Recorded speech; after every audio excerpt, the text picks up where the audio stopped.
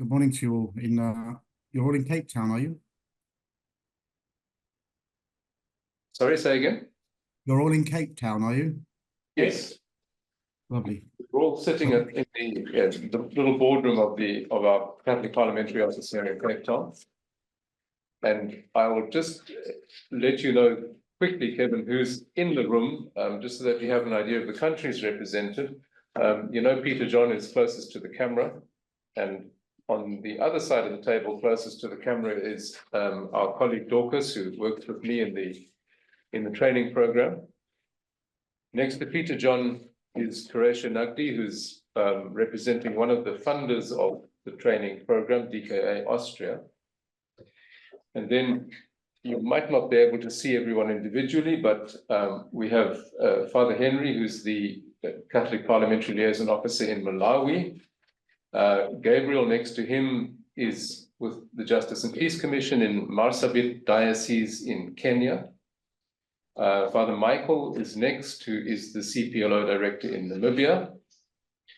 At the opposite end of the table, we have Irene and Jean-Paul, who work in the CPLO office in Kinshasa, DRC. And then coming back up on my side of the table, Father Celestino is Justice and Peace Coordinator for the Episcopal Conference in Angola and Sao Tome. And then next to me, Kabetsa is the Catholic Parliamentary Liaison Officer for the Bishops' Conference of Kenya. So it's Malawi, Kenya, Namibia, the DRC, and Angola that are represented in the room. And then we have on the Zoom call a further 8 people from other African countries. I don't know where everyone is. I know a lot of them are in Kenya, but there's probably people from 3 or 4 other African countries as well.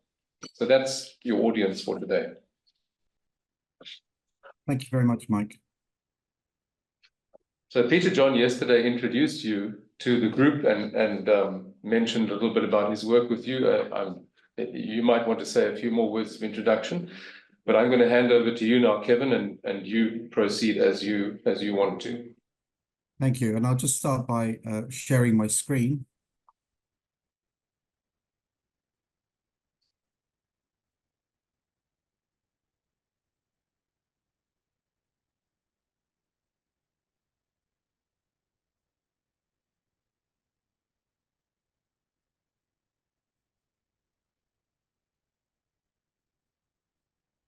Yeah, we've got that. Lovely. So it's great to see you today and to be with you. I'm actually not in the UK as you or in Ireland as you thought I might be. I'm actually in New York at the moment, so in quite a different time zone. It's lovely to see you, Peter John, again after seeing you not so long ago in Taiwan. So we're covering quite a bit of the globe at the moment. But it's really a pleasure to join everybody today across Africa and really to talk about the issue of human trafficking. I believe there's around 90 minutes reserved for this, if I'm right. And I want to make this as interactive as possible. I will present the work that I'm working along and leading on and working with the Santa Marta Group and other organizations on. But I think I don't need to tell people in the room how awful a crime this is. You know, it's in your own areas where people are being trafficked and being exploited on a daily basis. But it's not unique to Africa as a continent. It's not unique to any continent across the world. It's happening everywhere. And it has no boundaries. It has, no limits in the way that people design and think of new forms of trafficking. And I will go into some of those forms of trafficking, but some are unique to certain regions or more prevalent in certain regions, and there's certainly crimes that you know. But I'd also like to start to say, recently I was in Rome at the Sisters Against Trafficking Awards, and in the world that we currently live in, where there is so much anger, so much destruction, it was an event where I saw so much love and so much delivery of service, and made me proud to be part of the Catholic Church and the work that I see that our church is doing around the world, particularly in the form of people on the front line, and at that event, particularly in the form of religious sisters who are doing so much and put themselves at risk, but also aren't always recognised for the work they do. And one of the things I made clear at that event was the fact that if you collectively put together all of the work that the Catholic Church is doing around the world, it would be doing far more than any country, including countries like the G20 countries, like the United States, the EU, the United Kingdom, and so on. The Catholic Church is actually leading, particularly in the support of victims. So it's proud to be part of something like that, but the pride soon stops. The very fact that this exists in our planet is something that we should be very concerned of. So if I start by, what does the Pope say about human trafficking? And I think he says things that we can all agree with, that the world feeds upon the powerless, and too many people are treated as consumer goods to be used and then discarded. And in trafficking, that's exactly what happens. People are turned into a commodity. And we, the people who are dealing with trafficking, sometimes need to be careful that we're not missing that part of the issue. That trafficking is not inevitable. Trafficking doesn't happen because of poverty. It may be a consequence of poverty. It doesn't happen because of migration flows. It doesn't happen as a, it's not inevitable when there are people who are displaced or when there are lesser opportunities for people. It is never inevitable. But trafficking happens when a person or persons or a business or a corporate or a country in some cases decides that it is going to use people as a commodity and exploit them. So sometimes mixing it up with the migration crisis that we have around the world, or the fact that people are displaced, is not actually always a good approach. We need to deal with the migration issues and we need to make people welcome. But actually, this is a crime that happens, and it's a deliberate crime. And in the same way as if somebody who is displaced, or somebody is a migrant, or if somebody is in poverty and they get subject to a sexual assault or are raped or assaulted, we don't immediately link that and part that with the other thing that's happened to them. It may be something that makes people more able to do it. It may be something that makes people more vulnerable to it, but it's not inevitable. And the reason I say that is because in countries like the United Kingdom and in other parts of Europe and across the world, in the United States, this continual blaming of migration and why these things happen is completely wrong. These things happen for the very reasons that I say, that an individual, a group of people, or a company, or a country, or multilateral business decides that it is going to use people in a certain way, or be so negligent, criminally negligent, that people get exploited. So what that does when we take that position is it takes it out of the issue of migration and poverty, which, as I say, I'm not saying these are not important. They are issues that need to be dealt with and need to be responded to. But what it does is it takes it away from the political, particularly when we come to migration, and particularly in the world where I live, where everything, almost everything, is being blamed on migration, when this is not the fault of migration and migrants. This is the fault of the people who commit the crimes. So I'm just going to go and show you now, just briefly, how the Pope says we should be looking at human trafficking. Of course, he says there that we should be looking at it as the commodification of people. But at the first Santa Marta group, and I know Peter John was there, what did he about this?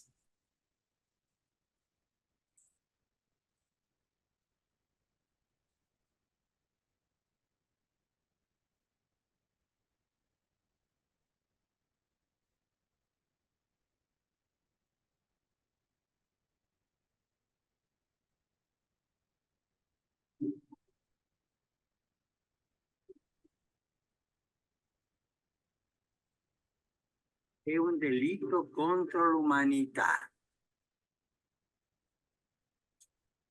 Il fatto di trovarci qui per unire i nostri sforzi significa che vogliamo che le strategie e le competenze siano accompagnate e rafforzate dalla compassione evangelica, dalla prossimità agli uomini e alle donne che sono vittime di questo crimine.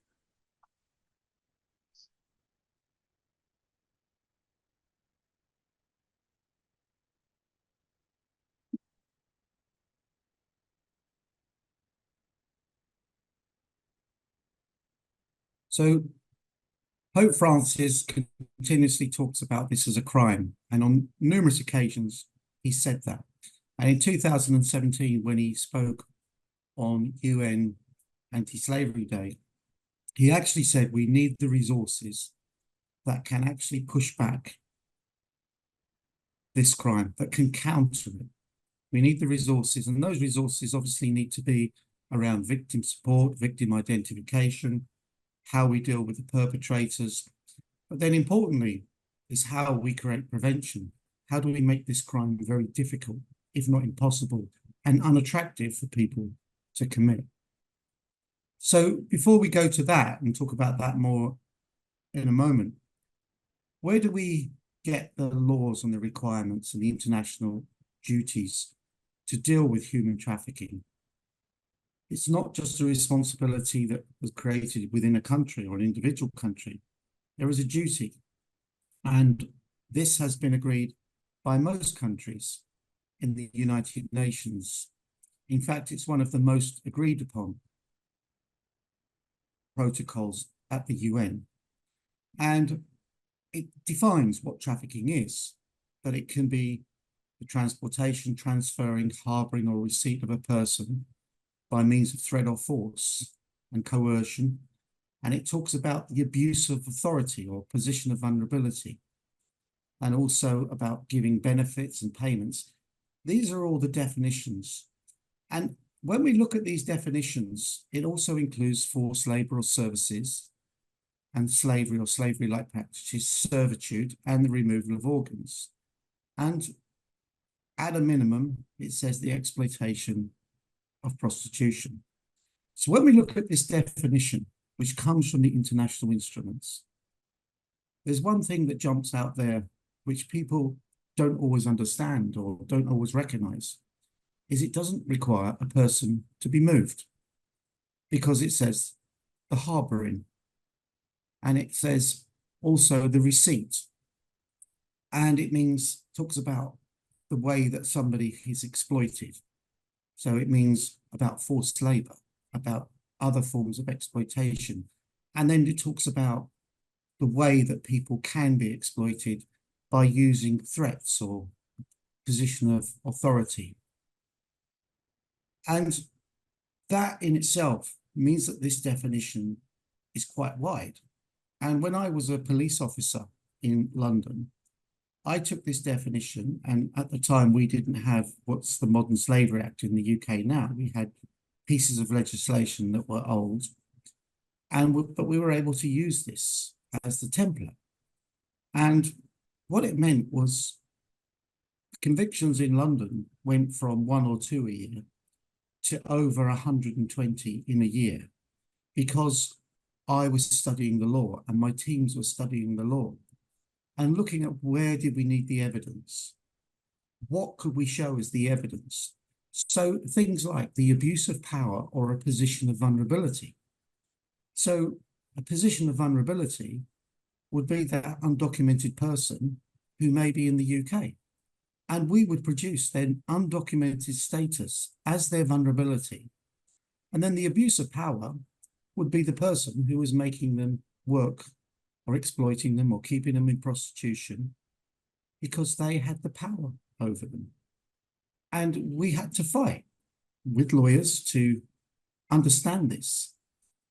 Or it could be a whole series of things. So to understand that somebody who is actually placed themselves in these situations that I've spoke about earlier, whilst that is a position they're in sometimes of their own making, the position of vulnerability is there.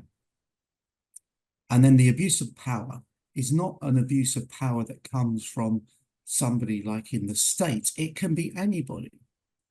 And the power can be something that's temporary. And it doesn't have to be that it's a continuum all the time with trafficking. So the examples I use for that is in the world of domestic violence and domestic abuse, if, for example, a partner or a husband or a wife or whoever it may be in a relationship is very good all week, but then at the weekend they go drinking and they come home and they beat up their partner, they assault their partner, but the next week they're fine again. It doesn't mean that that person is not the victim of crime because it's only been on 2 days. They are still the victim. Yet with human trafficking, there's this belief or this pretense that it has to be constant, that it has to be a complete, perfect exploitation from the moment somebody leaves their country or is in a country or is held or is being harbored. And it's a continuum and it has to be proved at every point. Well, that's not the case. It can be very similar to any other crimes. And other crimes are what we need when we are looking at these crimes. And I often hear this is so technical, it's so hard to understand, but it's often hard to understand because it has not been understood and examined against the legislation or what was the intended legislation. And that's why in the UK, for example, we had what was the Modern Slavery Act come in, and I was part of the push for that because there were some loopholes in our legislation in the UK. And one of those loopholes was when it came to forced labour or labour exploitation, it actually mentioned that somebody had to be brought in from outside of the UK. And of course, it doesn't say that anywhere in the Palermo Protocol. It doesn't even mention having to cross a border. It doesn't even mention having to be moved. So when I challenged that and the new legislation was brought in, it resembled the protocol. And of course, if we see there further down, we talk about consent with victims. Well, consent is irrelevant once any of the means has been exploited. Then consent is irrelevant. And once it happens, it's irrelevant. And I'm talking to people from different countries, but I know many of the African laws do the Palermo Protocol. And of course, when it comes to a child, you don't even have to show the pieces whereby was it vulnerability or was it, you know, the what they call the means used, or it's just to throw threats. It's once a child is used for the purposes of what amounts to trafficking. So sexually exploited, forced labour, organ trafficking, and many other forms. The fence is there, irrespective of whether any of the vulnerability, abuse of power, position of vulnerability, giving payments, etc. Once a child is used, then that's the offence complete. And this may be seen technical in law. And of course, your laws in various places may be different. But the reason I talk about this is the fact that I've done many events with people who are working in the field of trafficking, and I've said, how many people in the room have read the Palermo Protocol? And some people had never seen it. And I said, if you look at this, it then gives you the understanding to look at your own legislation and then to say, does our legislation meet the international standard? If not, what can we do to change that? If it does meet that, are your authorities, your policing agencies, and the others adhering to this? Do they really understand this? And look at some of the rulings that are there. I know it may be in different jurisdictions, but jurisdictions in the courts in the UK, for example, which are often used elsewhere in the world as a precedent, and see how these have been decided. And one case I know was of young girls who were trafficked from Nigeria to the UK. And I was a police officer at the time, and I'd taken over the new unit, and an investigation had been done some time before. And these were girls, they were under the age of 18. And because they didn't cooperate with the police, because they didn't give statements in the first instance, their crimes were not investigated. And when I looked at it, I realized this was a breach of the international rules, because they were girls, they were children, their consent was irrelevant. This was a serious crime, and it should have been investigated. And we went back, investigated it, and we caught the offenders. And once we caught the offenders, the girls were happy to give testimony.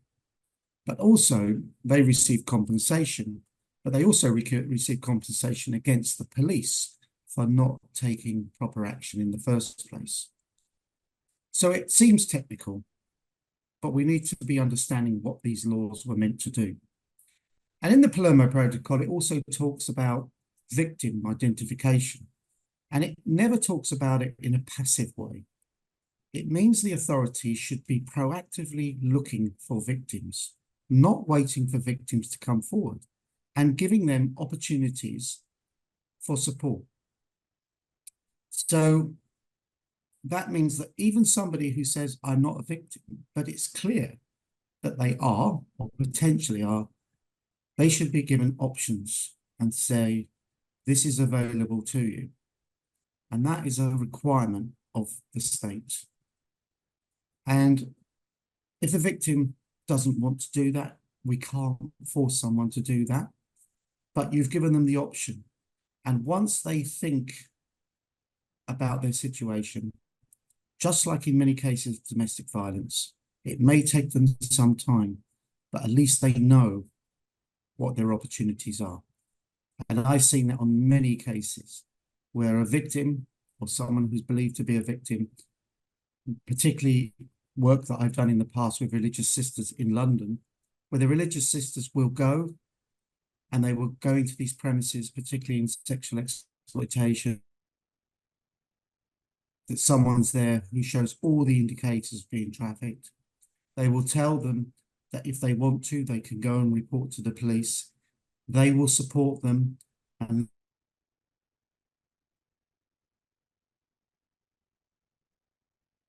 or even a year down the line, those women then step that environment and know that the support is there. And on some occasions, they will come out straight away. So we need to understand that there has to be options for victims. And that's not just exploitation, but of all types of victims. And this needs to be policy-led. It needs that sits within the government. I know that is a challenge. It's a challenge in everybody's country, including in the UK, where we make sure that all victims are provided with the support they need, and that is provided by the system. So that really covers what is expected from the Palermo Protocol. If you just give me 1 second, I'm just plugging in my...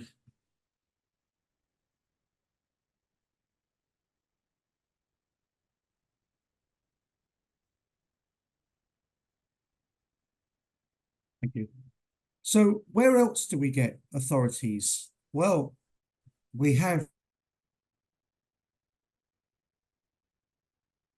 includes forced labour and abusive work and action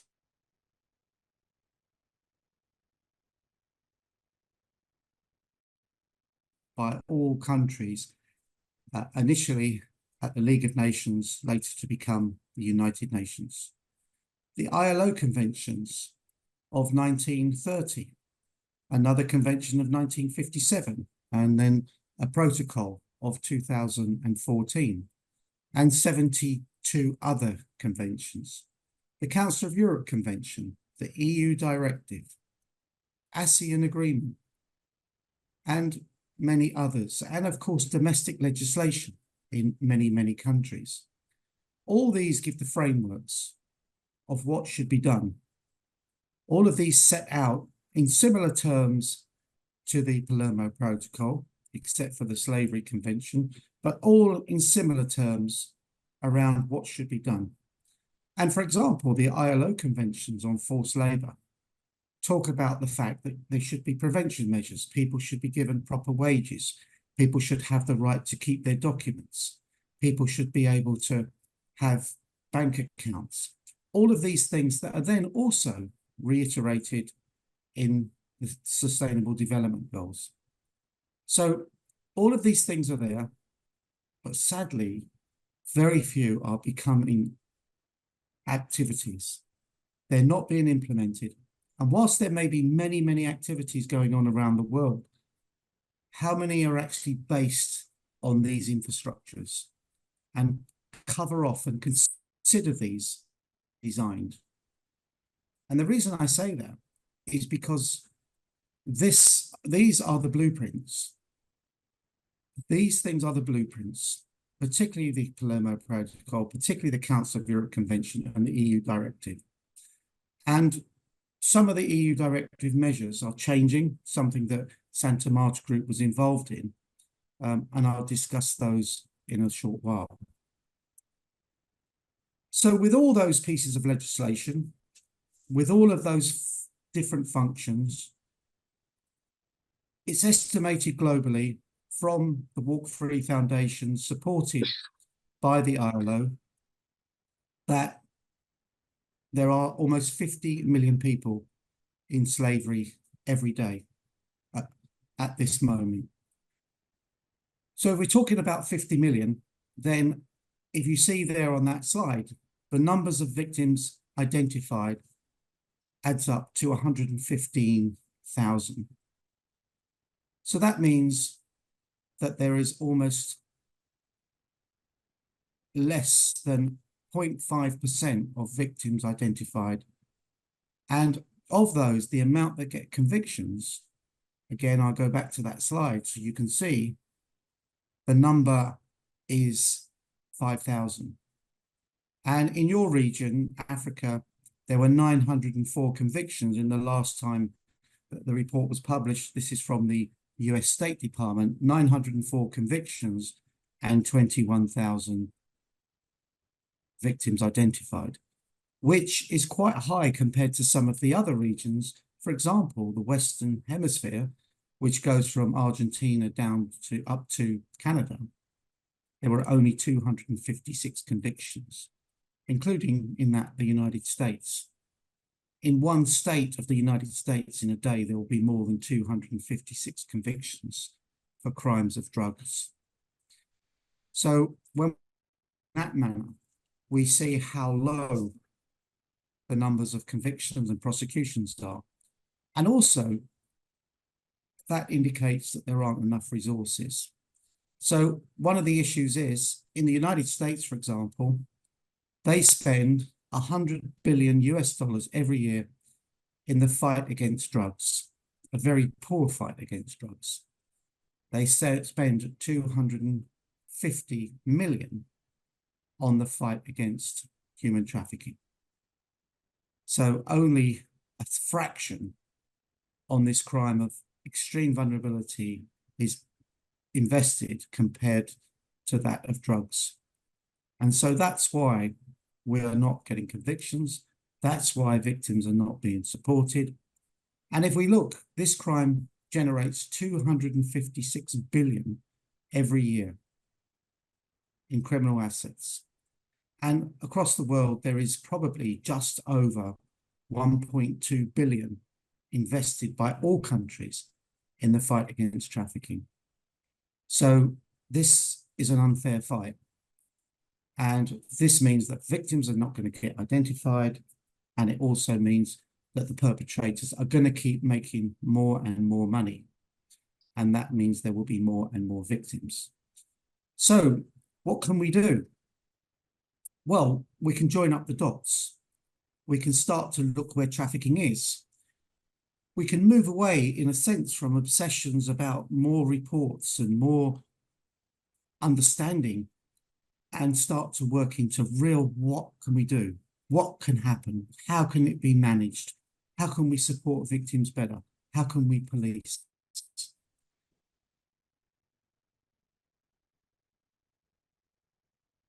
No, of course we do. But above all that, we need to have a general standard. An example I will give you is that I'm here in New York at the moment. If I drive a car around New York, there's certain standards about me having a license. The car standards, the tires, so many regulations, the fact that you can't have alcohol. All of those things have to be a standard. And if I go and drive in the middle of Louisiana, in the most rural part of the United States, I need the same standards, even though I might not see another car on the road for a day. Because standards, we've never started to implement standards. And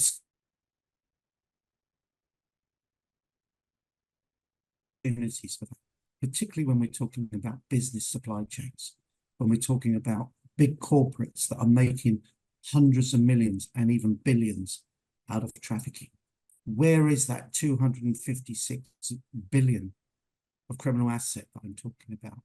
And it's not all hidden under people's beds. A lot of it is moving around in the legitimate economy. We need to be able to design models that are focusing on those kind of opportunities to start to make this something you don't do. But we can't do that unless we start to join the dots and start to look at where the opportunities are, but then how do we make sure that those are suppressed? And I'll go into that with some of the plans of Santa Marta. So, as I say, worldwide, it's 50 million people are in trafficking. 1 in 4 victims is a child, and 22,000 children die every year in forced labor or poor labor conditions. And this crime generates, the new figure is 256 billion, which was released. So when you think about it, Pope Francis calls this blood money. And he's right. If 22,000 children, and we don't know how many adults die in poor labor conditions, that's the equivalent of 116 Boeing 737s crashing in a year. When 2 Boeing 737s crashed, the whole fleet was grounded. There's been criminal investigations. The whole of the industry was shocked because 2 planes crashed. And that's quite right that the fleet was grounded, and it was grounded for 2 years. The steps taken when those 2 planes crashed, with 300 people on board between them, were massive. But when 116 of them crash, when 22,000 children die a year, nothing happens. Nobody's held to account. No business. And yet, there's 256 billion being made in blood money. So, I want to tell you now a little bit about the Santa Marta Group. And the Santa Marta Group was built to act as a catalyst between church, faith groups, law enforcement, civil society, and governments. And this came from the work when I was leading police teams in London, working initially with the Adoratrices and the Mercy Sisters, and work that we did coming up to the 2012 Olympics in particular, where we came together with a plan. And we had the Religious Sisters House as a centre, working with our health service, the National Health Service, charities and the police, all working together. And what we would do is, instead of pursuing women who are in sexual exploitation, there was this belief that they may make the streets of London look rough during the Olympics. We dealt with them as human beings. We would divert them into the support of the Mercy Sisters and the Adoratrices. And they were given pathways and options and opportunities to be supported. And I made a ruling that no woman would be arrested before, during the Olympics or the Paralympics or after. And I wanted that to become the norm. But that needed legislation change, and that is still a process underway.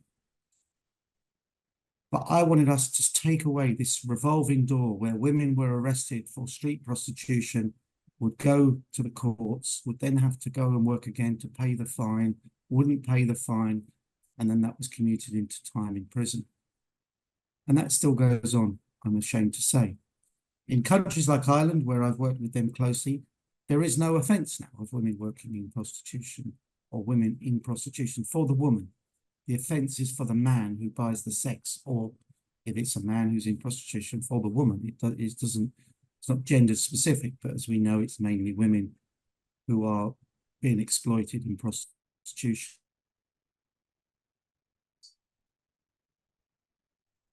And what happened in Ireland as well is the Department of Justice and the Minister agreed to expunge all convictions of any woman who had been convicted of a crime of prostitution in the past. So that's what we brought this plan in for. And some of it changed. Some of my staff, this was a hard-hitting team. We used to do surveillance. We would do gun crime operations. We would have helicopters, dogs. All of these things were available to us. And when they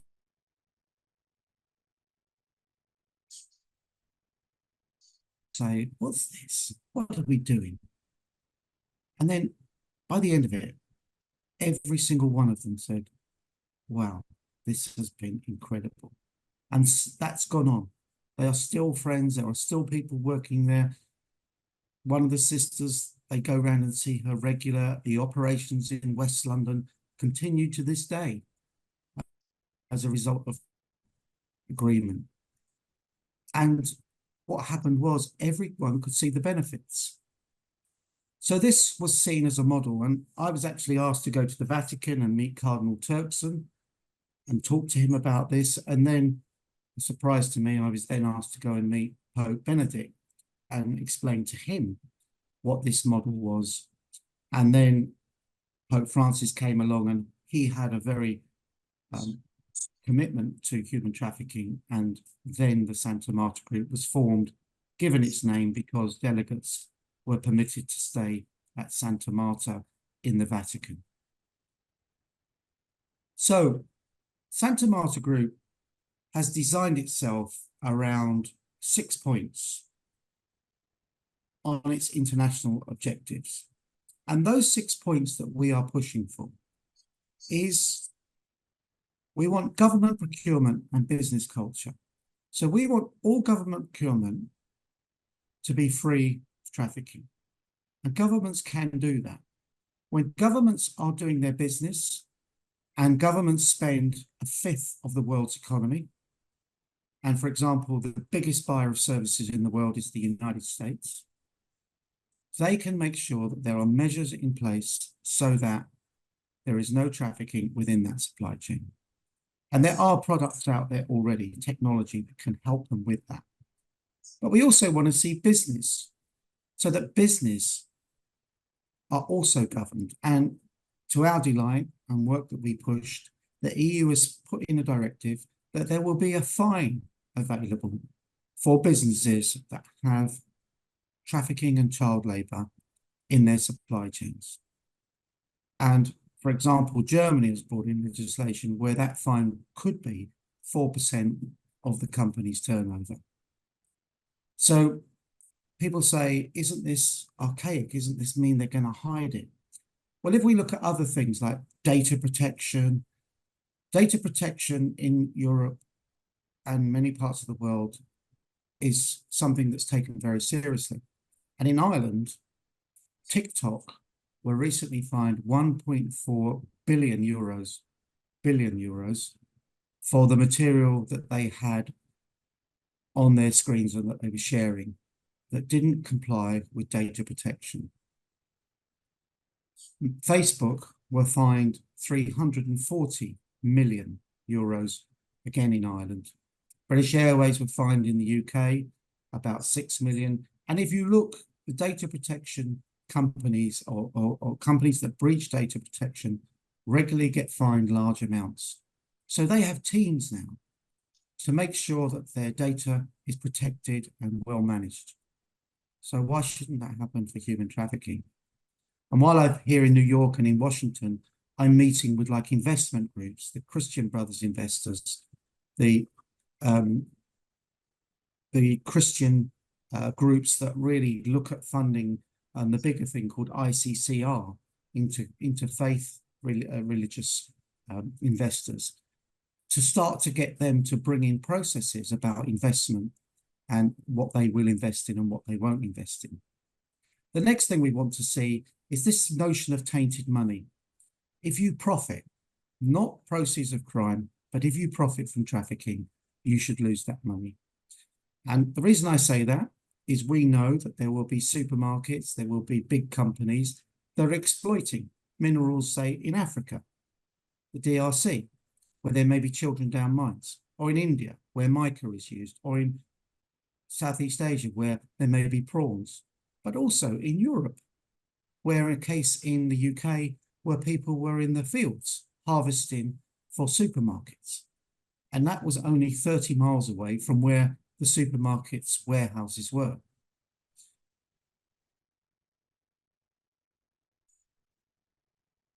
The victims may get identified, but then the profit that has been made from that exploitation is never recovered. And that profit is often made by multi-billion pounds. And we need to be able to get a process of recovery. The internet, the third one, needs to be governed by law. The things that we're not allowed to do in our streets and in our normal highways have to be made illegal and properly policed. And that may require the establishment of a new agency, which is something we're talking to the US about. A new agency that polices the internet and requires the companies and puts sanctions on them, because this isn't really additional policing, not the policing that I joined. And police officers they're not experienced in the way that you should be when you're specialised in this sort of area. So we need that to be governed by law. And we do see that in some areas, but we need to see more. International instruments. We would like to see international instruments used more. There's only been one warrant under the International Criminal Courts for a trafficking case, and that has been the name of Vladimir Putin on it for what he's doing around trafficking of children from Ukraine into Russia. But we need to see those instruments used more. And as I said, Council of Europe Directive, the force, all of those elements that I spoke about earlier need to be understood and argued for on a political basis, but also on implementation. Are they contained in local legislation? We need to be using the international institutions more. Myself and Father Peter John were in Taiwan recently. And we were there with an international institution called the International Transport Workers Federation. They're doing incredible work, particularly with the Scalabrini fathers. And we need to see those partnerships and make those more effective. And that's one of the things we're working with the Scalabrini fathers and their representation at the UN to see how there can be better technology, and working with Humanity United about how all the information they have be shared with Interpol and other agencies, so that then there can be better prevention models and better monitoring, particularly of vessels on those occasions.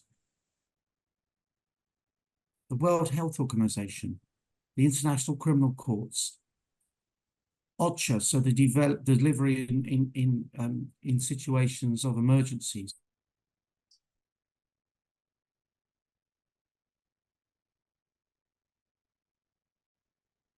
Services, not just occasional projects that they run.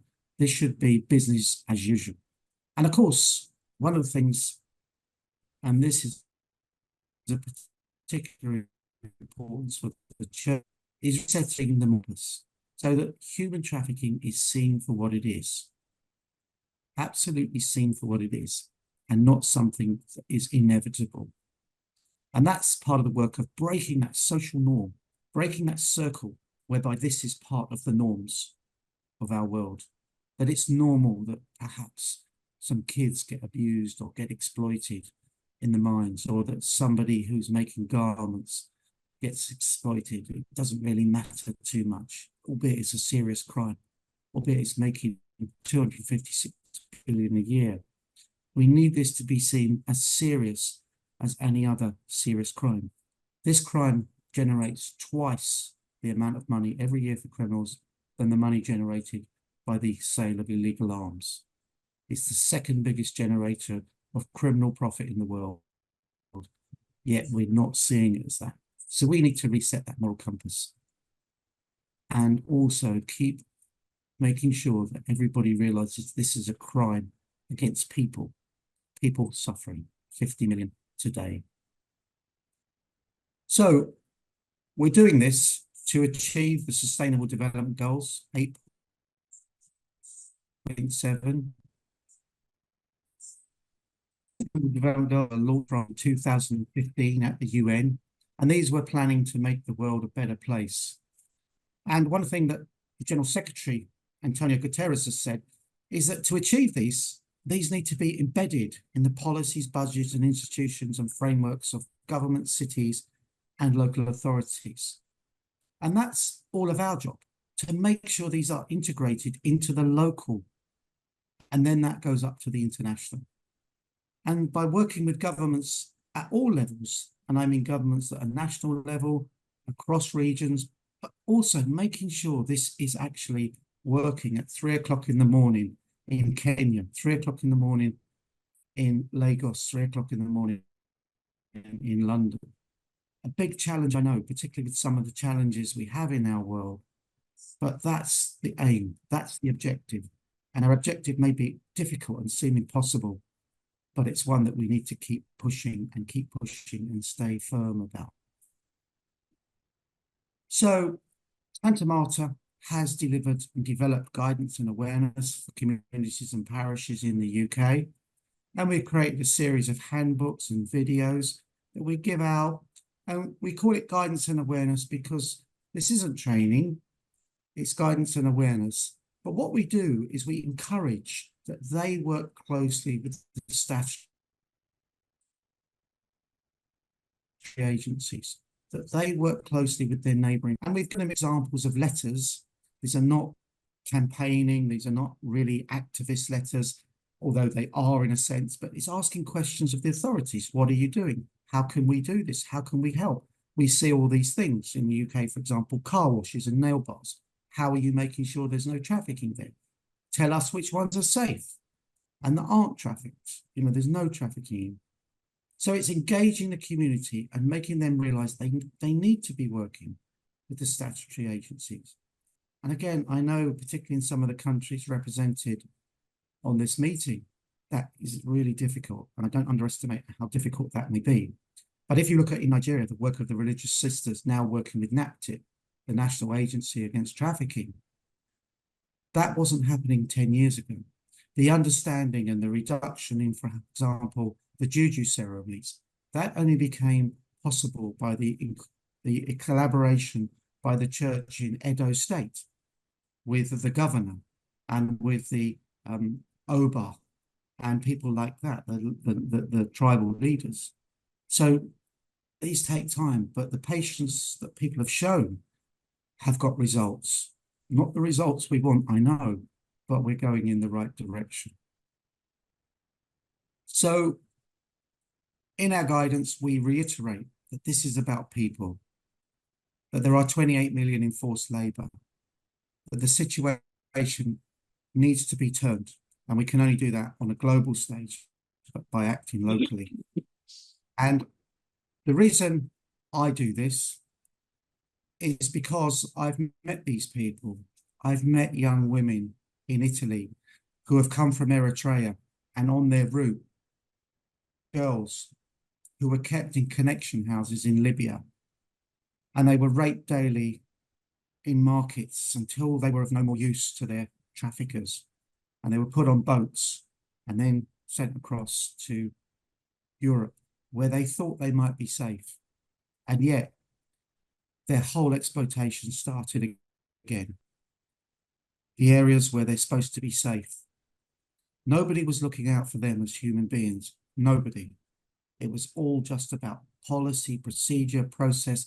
Who should I pass this off to? And that's why we need to make accountable the authorities, the governments. And by doing the work we're doing, particularly with the G20, where we're pushing this to the highest level. And that's why we want to work very close with you in South Africa about the G20 next year. This year, I'm working at the G20 in Brazil, getting great support by the Scalabrinis, who have got their base in Sao Paulo and have got connections with the government. We have the former British Prime Minister Gordon Brown assisting. The Pope has pushed for some engagement with the Brazilian authorities, which is working well. And we're asking that there be 30 billion US dollars allocated by G20 countries collectively every year by 2030. That's one step. And it's been well received, because if the funding is there, the action might happen. These things may become a reality. But one woman I met in Nigeria, in a very rural place, and I met her, she had suffered with leprosy. And one of the things she said to me was, I used to suffer from leprosy, but now they're better. And she thanked us. She said, I thank you for your medical science. But now our people are healthy. They're now using them and abusing them. They become your commodities when they arrive to your European countries. And then you stigmatize them. And people are unhappy. And she said, I will never be able to come to your countries. But she said, can you do something? And she said, and I will pray for you in your mission. Can you make sure that people stop doing that to our children? And I said to her, I would promise her I would do all I could. But if I were to go back and see her tomorrow, I would have to hold my head in shame and say, we haven't done a very good job. And so that's why we need to work collaboratively. That's why we need to be working, particularly as the church, coming together, Europe, Africa, Southeast Asia, Latin America, North America. And that's why we're having a focus on the G20, because it's a good platform to get our views over and to demand for change. And I know I've had some discussions with Peter John on this, and we'll be planning that in really good support, because after South Africa, the G20 is here in the United States. And even if there's a change of government, because of the push and because of who are we getting the support from on this, it's not really something that's going to change with the change of a government colour. So I hope that has given you an overview of the situation. I hope that's given you an overview of Santa Marta. And now it's for a discussion, I suppose. So thank you very much.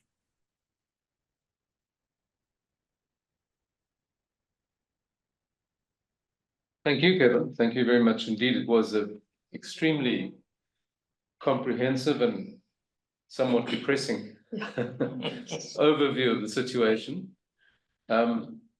Yeah, Could you just tell us in terms of timing, is it a G20, a particular meeting or conference, or is it sort of a year-long set of activities that's going to be focusing on this issue next year?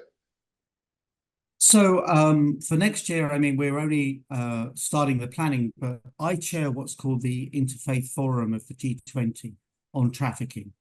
And that is specifically looking at faith groups, but also it has, you know, it always has ministers, sometimes the prime ministers or whoever will attend those sessions. And that has got a focus on trafficking. And they hold, you know, 2 or 3 events building up to the G20, and I've always managed to get some words into the leaders' declaration. But what we're doing now is setting up a working kind of group that is going to see. So the leaders' declarations started to include trafficking in 2018 in Argentina, and they've said something slightly different every year, but there's no meat on the bone.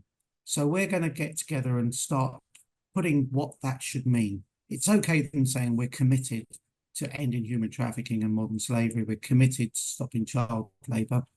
But what does that commitment mean? And how can that be better expressed in a way that results in things being done? So the G20 itself has, obviously, as you know, different meetings. The US has invited us to be part of the labour meetings when it's here, part of the organised crime meetings, so the justice ministers meetings, and then also potentially the Leaders Summit. This year in Brazil, there's a unique event they've put together.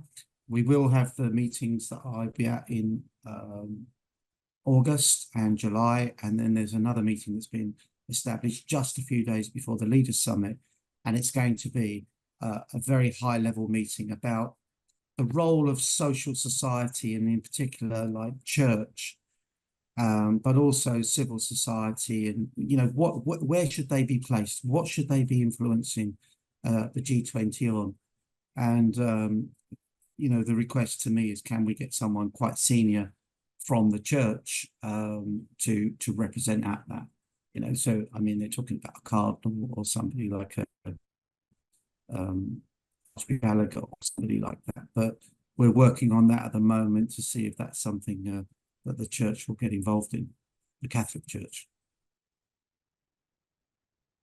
Right, thank you. I just want to remind our guests on Zoom that you're very welcome to put any questions or comments into the chat box or the Q&A box, and we'll make sure that those are attended to. And of course, the people here in the room, you just have to put up your hands and we will get to you. So I'm opening the discussion. Any questions, comments? Michael? Yeah, thank you very much for the presentation. And if I was following very well, this is just a kind of, I don't know, is it a concern or a contribution or what? Because you mentioned that you see these perpetrators, the traffickers, are actually making profit. So no matter what happens for them, they are making profit. For instance, even if the victims are identified, because there is also a question of harvesting organs from these victims. Now, even if they are identified, but they are already in a state of hopelessness. So maybe what could be maybe a suggestion or maybe a way, maybe at the country level, what could be done at the country level so that we have what is this concerted effort at the global level to make sure that these perpetrators are actually apprehended and then perhaps brought to book. Maybe at the country level, what could be the proper way, the proper approach at the country level in order to protect these victims, especially when organs are being actually taken from them, and what is the best way maybe to go about to help them at the country level before it comes to a global kind of stage. Mm-hmm. Did you get that, Kevin? So I did, thank you. One of the, you know, that's one of the worst forms of trafficking.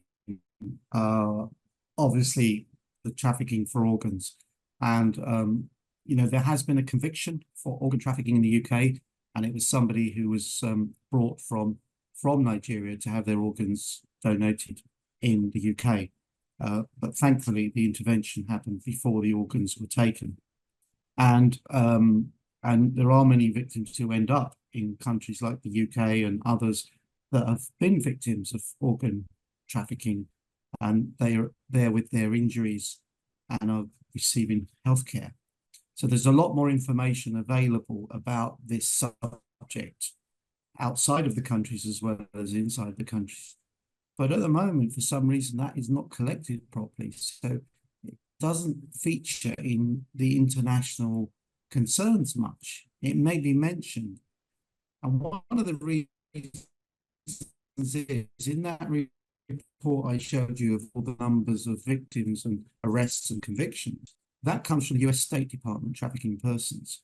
And they don't recognize organ trafficking as a form of trafficking because it's not in their legislation. And that's something we've been working with. It needs to be included in the legislation around that report, because then it becomes subject to an international exposure. And that's reported, you know, to all the different agencies. And that report actually controls some of the funding from the World Bank and some of the influences politically. But that's the things that can be done, you know, on a negotiation way at the high level. On the grassroots level, and this is the challenge I know many of you have, is you're working in countries where perhaps your law enforcement aren't trained, perhaps your law enforcement are corrupt, perhaps your governments are corrupt. There's no trust in anything. There's no proper healthcare.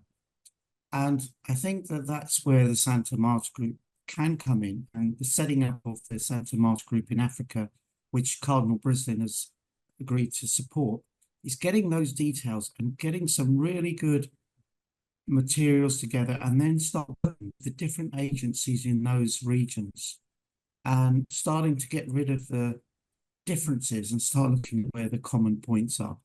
It may sound strange that, you know, I'm talking about what happened in London.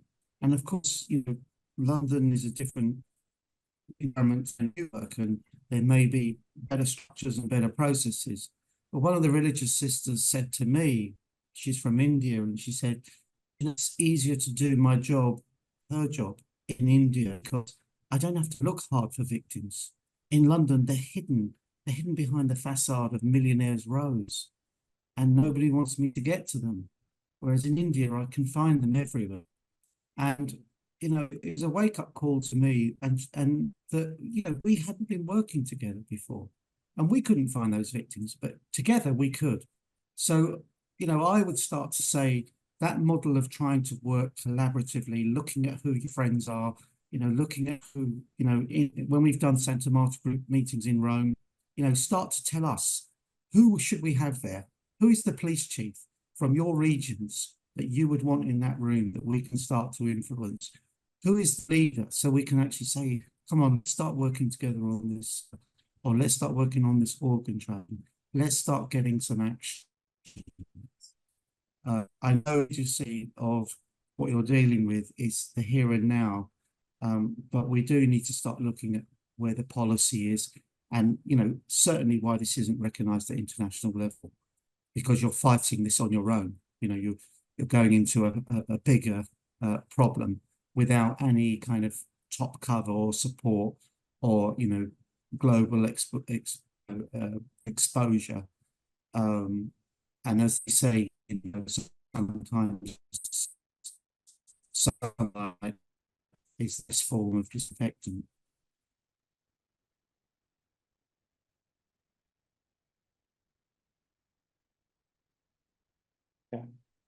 Kevin, the connection is giving us a couple of little problems, but can you still hear us?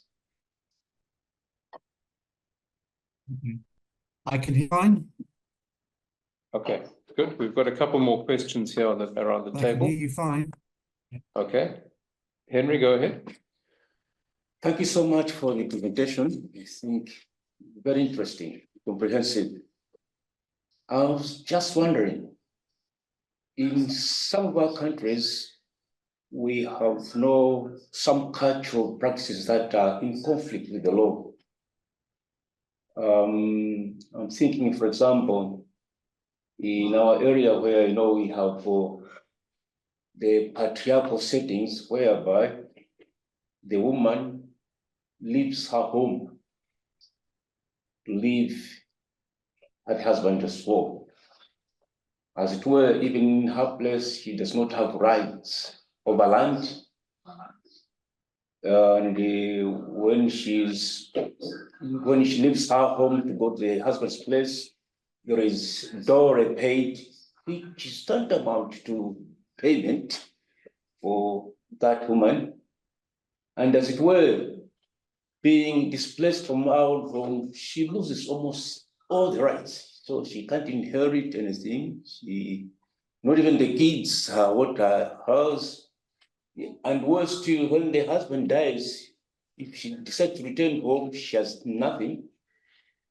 Would you think this is also tantamount to human trafficking? The same type of customs that will displace somebody as to where, of course, with consent. I don't know, I'm just thinking around. What do you think about that? Well, I think the circumstances you raise are, can lead to somebody being created to be vulnerable and put into a position that they're then, left without nothing and then can be easily exploited. And the fact that these are, cultural issues or specific to certain countries is a big challenge. But the thing is, you see, like the juju that was happening and still happens in Nigeria, but it's less prevalent now. The issues like you're talking about there, in some of the things which is called the CEDAW Committee at the United Nations, that has got hundreds of religious sisters who push for change at international level, and they follow things like the rights of the women. And when you go to the Commission of the Status of the Women event at the United Nations every March, it's the second biggest event that's held there. And there will be hundreds of religious sisters there and from all over the world. And that's where you need to be getting the religious sisters in particular for these kind of events. And these events are very much, focused, well, they're exclusively focused on women's rights, to get this to the table, these kind of things. And then, through the discussions that happen at the diplomatic level with the diplomats representing the countries of the UN, these are raised in these discussions. And, this year, the Commission of the Status of the Woman is being hosted by Saudi Arabia.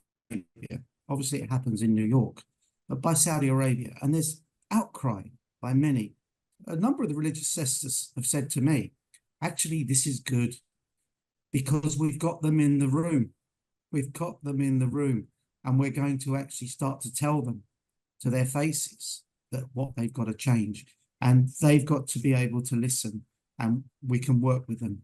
So I think some of it is about how you gather this information, how you can turn it into something that's policy or a problem, and then look at the different committees that are available there. CEDAW, then there's the Istanbul Convention, which is another one about the rights of women, and all of these things, and start to feed in those. And, I'm not sure, I don't know, CEDAW will have a representation from Africa, probably more than one African country will have a representative on there, and start identifying who those people are that you can feed that information into, and start to ask them how they're debating that on your behalf and behalf of these people and these women, so that they're given equal rights. And unless that's happening, it will be fighting, these battles with just trying to do things to each individual case. As I said earlier on other things, I know this sometimes is slow, and we all know that things can be slow, but if you can do them through these ways and you get these big changes in policy and these big changes in that, will change the culture. There's that famous expression, isn't there? Culture eats strategy for breakfast. So when you're changing culture, it has to be a process that's thinking of all levels. as we know, we can't change it overnight. Kevin, we have a presentation due tomorrow morning from Sister Marie Josepha of the Sisters Project. And you probably know her, based in Accra in Ghana. Yeah. And she's going to be telling us more about a specific African focus on the same question. But just in case we don't get to it with her, are you aware whether the African Union or any of the other regional bodies in Africa, like SADC and ECOWAS and so on, whether they have developed policies on this question applicable here on our continent, and whether they have, for example, a permanent office dealing with these questions? So ECOWAS did, and I met with them when I was in Africa. And the African Union is now members of the G20, so they'll be looking at what they can do. I mean, I've spoken to Peter John and to Cardinal Breslin about the African Union, and I think it's quite difficult. It's not as structured, say, as the EU in many ways, but as it's new on the G20, it will be looking for things it can deliver. And I think that's a good thing. We can get in there early. And but there are other things there, like the Interparliamentary Association. One of the most active members of it is the Speaker of the House from Tanzania. So looking at who's in what is so important. And that's something Santa Marta Group can help you with. And I'm sure, the religious sisters in particular who are working on the ground will know more of this. But there are some, particularly the religious orders, who have, representation at the UN, like the Mercy Sisters, like the Adoratrices, and many others. Starting to understand who they are, they can be your voice in these matters at UN level or at different groups. But I don't know of anything. I know the EU did have an office that was looking at trafficking, but I'm afraid that in many ways, the obsession with migration has, stopped a lot of that activity for the worse, I'm afraid. Thank you. Fabrizio, you had a question?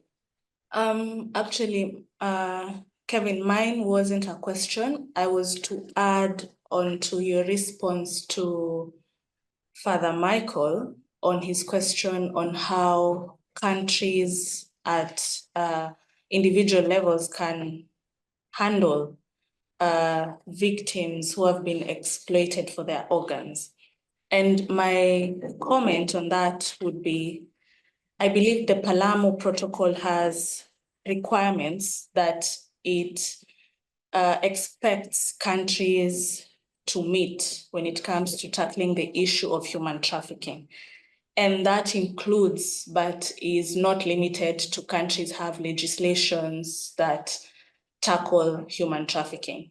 But then in situations where victims have been trafficked for their organs, but then they've been rescued, countries at the national level should actually have a system where, if possible, they can compensate those victims.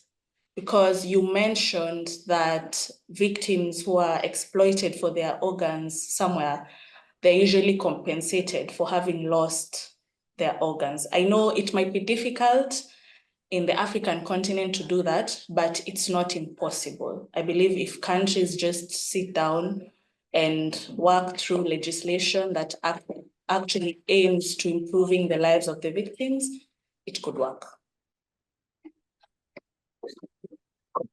I think that's such a good answer, such a good point.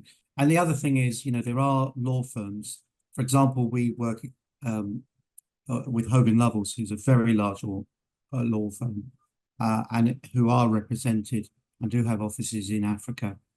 But also identifying those law firms that will act pro bono on behalf of victims and ensure and pursue compensation. Any other questions or comments from around the table? There are two questions in the chat box. One, a very broad question: how can we break the chain of trafficking from one country to another? And then more specifically, when governments impose taxes to the communities that earn below $1, can this be a type of slavery? So I'm guessing this has to do with sort of poverty wages. And if you're then taxed on top of the poverty wages that you're earning, can that be classed as slavery? Yeah. So I'll start with the second question. Under the legislation of human trafficking and modern slavery or whatever, it wouldn't be, unless there was unless it was done deliberately to a certain group and it was done in a way to cause exploit. I know that exploitation will come as a result of that, but it's something that I think would sit outside that. But it's something that would certainly should be raised at an international level when governments are taxing the poorest or people that is pushing them into absolute poverty. But in the terms of trafficking, this would not be something that I would think, prosecutors would take on or that would be reported by the UN or by the tip office, as it were, US, unless, of course, there was evidence to show that when the government did this, there was a spike in trafficking or more people were being trafficked, then it can actually be raised as one of the causes. And then the government can be held to be at least accountable for creating a situation where trafficking was one of the things that came out of it. But specifically on what is there in front of me there, I'm afraid that wouldn't amount to trafficking, as terrible as it may be. And the other one there, the question about how can we break the chain of trafficking from one country to another. There's a number of things there. Firstly, the rule of law, so making sure those that do this are pursued, even if they're in another country. So getting those relationships between enforcement and society. Another one of those important things is actually to make sure that, the victims are properly compensated. And, where you have this network that's set up, and that's what it is often, a network where you've got somebody who's in one country, knows there's a whole pool of people who are vulnerable, will go and identify them, give them that offer, and then arrange for them to go to a neighboring country, which may be a country that, you can travel to freely. There may be no visas involved. And I know a lot of Africa that would account for that.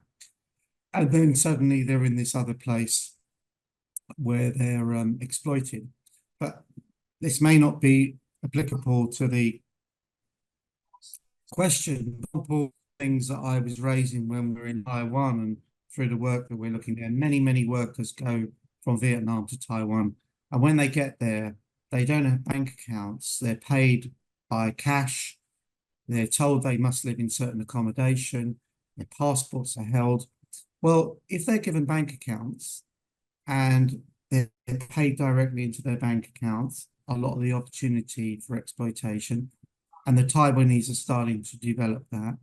If there's no fees for recruitment in Vietnam, and Vietnam has brought in rules about recruitment fees, and then the money they earn, they then can have a bank account so they can send remittances home. So they're developing their own home. And the risk involved in that. My parents were Irish and they went to the UK when they were young. They met in the UK. They had to leave because there was no work. And my grandparents went to America because there was no work. They went from Ireland, they went back to Ireland. And they used to send both remittances home. They used to send remittances home so the next generation or the younger siblings could go to school. And of course, now Ireland's a very wealthy country. In many ways, but there is a load of places that were built on remittances, but we're not making sure that those remittances end up in the hands of the families or even that the workers get their money. So breaking the chain for the traffickers is about, particularly when it's forced labor, is about making sure that work is protected, work is good, and when one person gets from one country to another, that the job they've been promised is the job they're going to get. And that the job is properly managed and that they have rights and particularly around unions and things like that.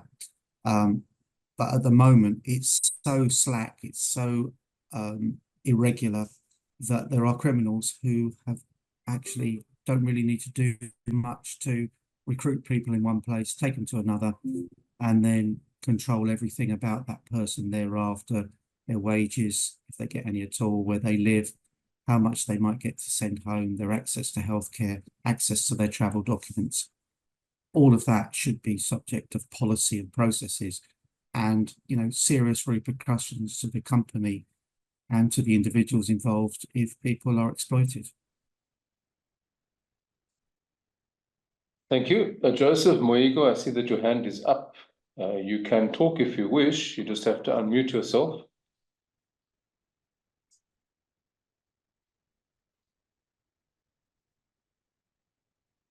Just while we wait for that, Kevin, the next question is, what are the challenges and barriers that law enforcement agencies face in investigating and prosecuting human trafficking cases? I'm guessing that the reluctance of the victims to come forward is sometimes going to be a problem in that area.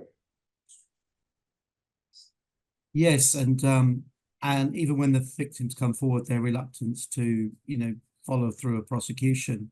Now, I and with my experience, I hear that all the time by law enforcement, and that it's very difficult to prosecute without a victim. And, you know, victim blaming is a really bad policy. And I say to people, that is victim blaming. Because they're a victim and they can't do the next thing because of their circumstance, then you, just by saying what you're saying, that's blaming. And you should be looking for other ways that you can intervene. And I give them an example. When I used to work on homicide, I never had a single victim give me a statement, sadly, because they were dead. And you need to look at other ways. You know, if you're doing drugs operations, drugs don't talk. If you're doing gun crime, the guns don't talk. And whilst this may sound terrible, you've got to look at the person as a commodity, because it's a commodity crime, an economic crime. But, you know, it's so important is the protection of the victim. And actually, if the victims are looked after properly and really treated well, and I saw that so many occasions, particularly when victims were supported by religious sisters, they then felt confident in the system and felt more confident to give evidence and to pursue their traffickers. But we shouldn't be just relying on them. And just in the cases where victims can't, for many reasons, cooperate with the authorities, that doesn't mean to say that an investigation shouldn't happen. You don't want to increase the risk to the victims or their families, but there are very often other ways of investigating these crimes. So, but also, the question says, what are the barriers? Well, sometimes the barriers are that the police aren't doing their job properly, like looking for where the assets of the money is. If it was a drugs case, they'd be looking for the money. If there's a guns case, they'd be looking for the email traffic, the telephone traffic. They should be doing all of that as well on a trafficking case. So sometimes the barriers are created by the lack of investigation techniques itself. Okay, Joseph, go ahead with your question. Tell us where you're coming from. There is. Okay, I'm coming from Central Kenya. Welcome. There is exodus of the young people in search of jobs. Okay, thank you very much. There is the exodus of the young people in search of jobs and education in foreign countries.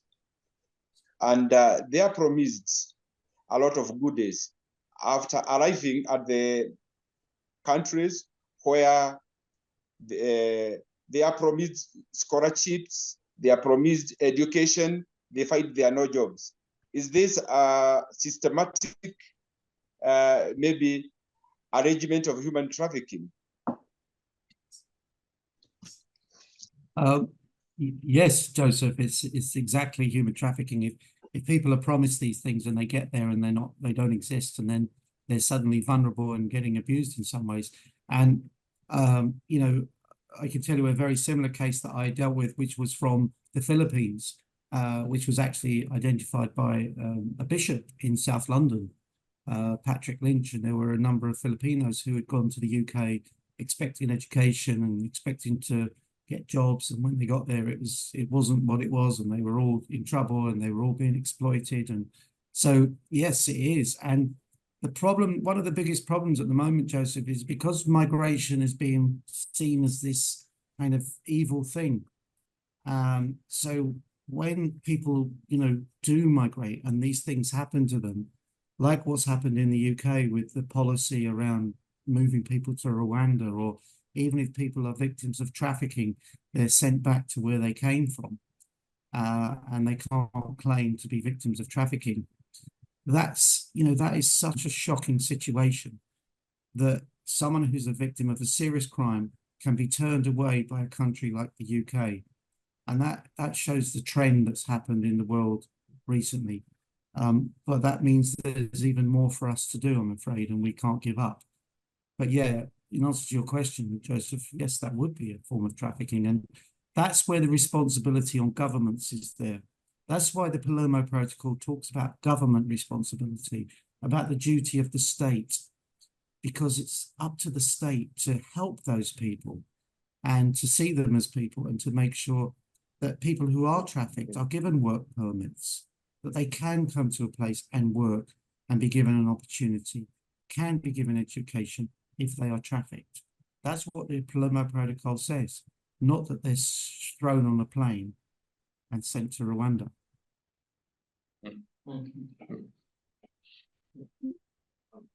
Good. I think there are no further questions coming in online, and there are no further points from within the room. We have just about 3 minutes left, so I think it's time to wrap up. Kevin, if you joined us at 9:30 our time and you're in New York, that means it was 3:30 a.m. where you were. So we deeply appreciate that you either got very early or stayed up very late to join us. They say that New York is the city that never sleeps, so I'm trying to prove that. Well, that was great. Thank you so much for your really comprehensive input. Just looking at how we take this forward, Peter John is obviously your contact person, but we in the CPLO here in South Africa can undertake to convey any requests for information or just alerts of things that are happening in this area to the rest of the CPLO officers around the continent and to the Justice and Peace Commissions. We have a kind of a network for that, so feel free to call on us to help you with that. And if we pick up any developments in this field in our respective countries, we will try to convey them back towards the Santa Marta group. I think that's one practical thing that we can be doing. But for the rest, thank you very much. Please also just keep us informed about the G20 process, and if anything that you need from our side, please send us the requests, and we'll do our best to get information to you. Yeah, and thank you for your time today. There is a plan going forward to work more closely with Peter John and with Stephen Breslin on the Africa group of Santa Marta. And I think, as we know, these things can be very difficult, but if we're not pushing, then nobody's going to be pushing it. And I know that, so many people in the room there and so many people in Africa are working so hard on this and across the world. So, we're here at Santa Marta, and certainly I'm here to do whatever we can to support you in your efforts. So thank you very much. Great. Thanks, Kevin. We'll let you go. And I'm also say thank you to all of the guests who've joined us online from around Africa.